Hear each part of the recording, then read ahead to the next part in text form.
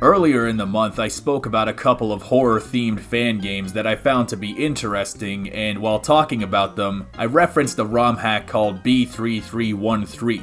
If you haven't seen my previous videos on this game, the too long didn't watch version is basically that B3313 is one of the most ominous pieces of media that I have ever been a witness to.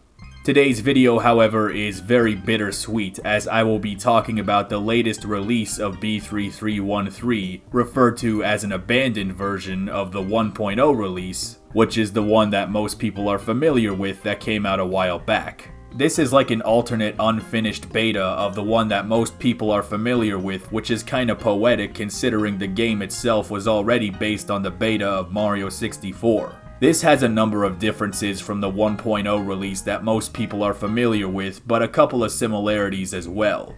Even though it's not complete, there is a lot of new and weird stuff in here that hasn't been seen previously. But the reason that I say it's bittersweet is because this is, as I am to understand, the last release of the game that is planned. I was a fan of this game since day one because there really is nothing else like it. It married two things that always sell me on fan games immediately. It's a beta recreation with a horror twist. It's the beta of Super Mario 64, but with the fabled personalization AI manipulating reality before your eyes. I always get super philosophical when I talk about this game. Because of the way the game is laid out, it isn't really possible to talk about it the way I usually do, so if you will indulge me in my otherworldly musings, that would be most appreciated.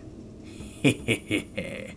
Much like every other version of this game, B3313 starts out looking pretty straightforward on the surface. You walk around a beta version of the castle, going through beta levels and maybe fighting Bowser, but at some point you inevitably make a wrong turn and find yourself in a twisted, alternate dimension of the castle, which is so massive and cryptic and confusing that it looks like it was designed by a crazy person. It takes Mario, an otherwise super capable heroic acrobatic plumber, and basically makes him an insignificant fool running around a world of somebody else's creation. The goal of the games has often felt largely nebulous, with the only real tangible objective being to get to the end and escape, if that's even possible. Most scary games have monsters, tangible things that you can attribute the danger to, but in this game, the entire game is the monster. You cannot avoid it because it's everywhere. It's not a literal physical disempowerment like Resident Evil where it takes an entire magazine to kill one shitty starter zombie, but rather a deep spiritual disempowerment where it seems like you fundamentally misunderstand everything,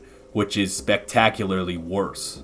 Every time I played this game, I was expecting a jump scare, but this was probably the first version that I actually got one. I crawled through this endless hallway with no music playing at all. A faceless toad tells me to walk quietly, and then out of nowhere, a fucking monstrosity covered in toad faces accompanied by a loud-ass noise ambushed me at the end and crashed the game. Saturating a game with jump scares very quickly impedes upon their efficacy, but when you have one that shows up once in a blue moon, it's far more effective than it could ever have been if it were lost in an aggressive barrage. In short, you gotta make it count. And damn it, in this game, did it count. You'll see this a lot in the game, where it will string you along with several never-ending rabbit holes only to show you something tangible and frightening at the end. And sometimes it fakes you out with the comforting presence of something familiar like this secret level from Mario Sunshine, just to knock you back down again the second you snap back to the game's twisted reality. To play this game trying to get all the stars like in a regular Mario 64 mod isn't really the way the game is meant to be played, at least to my way of thinking.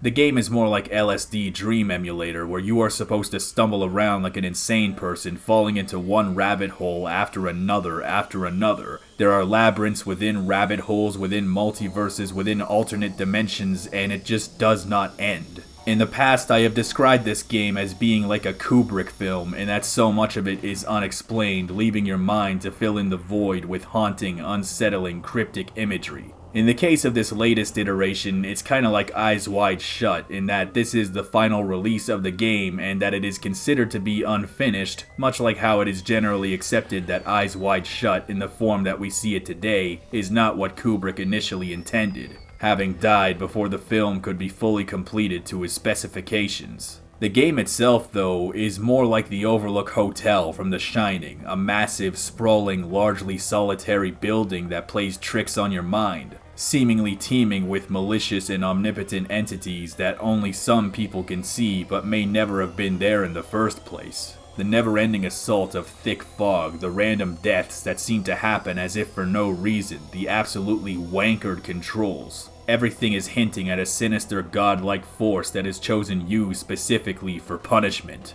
Every time I play another version of this game, I notice something new, like how there seems to be a very depressing quality to it right from the get-go. So much more of the music takes the familiar upbeat tunes and transforms them into something extremely melancholy and slow. Playing this game, there's a point at which it slowly stops being frightening and just starts to feel extremely sad, as though this version of the game is the depression phase of grief. The realization that there really is no escape from this nightmare, no matter how hard you try. This game has an indescribable effect on my mood that I can barely explain.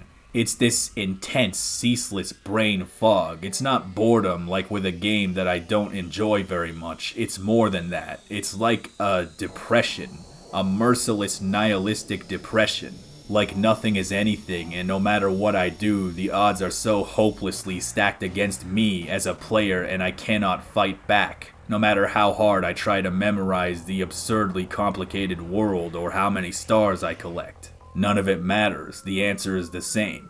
And it's not like I haven't played games that made me sad before, because I have. But maybe it's just the stark contrast between what Super Mario 64 is supposed to be and what this game almost seems like it's trying to be at times, but is helpless against the wickedness of the personalization AI. I've said before that this game perfectly captures the feeling of walking around in a nightmare where it looks almost right, but there's a decidedly discomforting undercurrent to everything. But today, it actually makes me think of AI-generated imagery, which is probably closer to what they were intending, considering that the game is, at least to my understanding, based on the myth of the personalization AI. It's almost like the game is a metaphor for AI art, taking the familiar, available Mario games and constantly trying to reinterpret and remake something on the fly, and even though you can tell what it's supposed to be, it never looks right in such a way that it's profoundly uncanny.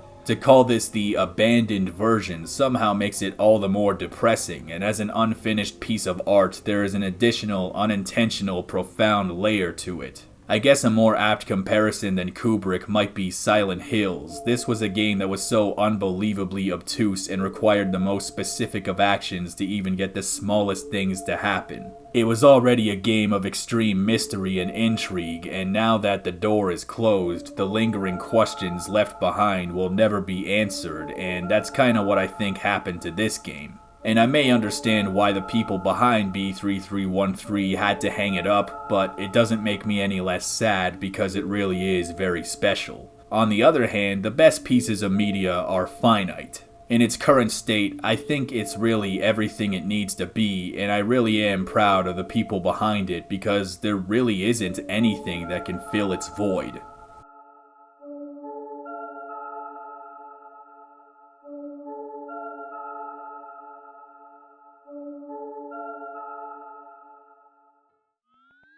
Today's episode was a little downtrodden, and I'd like to apologize to anybody who was hoping for something uplifting, so to make up for it, tomorrow's video is going to be an upbeat counterweight to this one. I'll be revisiting another game that I have revisited in the past, and it's a game that has gotten some updates since I last spoke about it, and I'm super excited to talk about it, but for now, thank you so much for watching my video.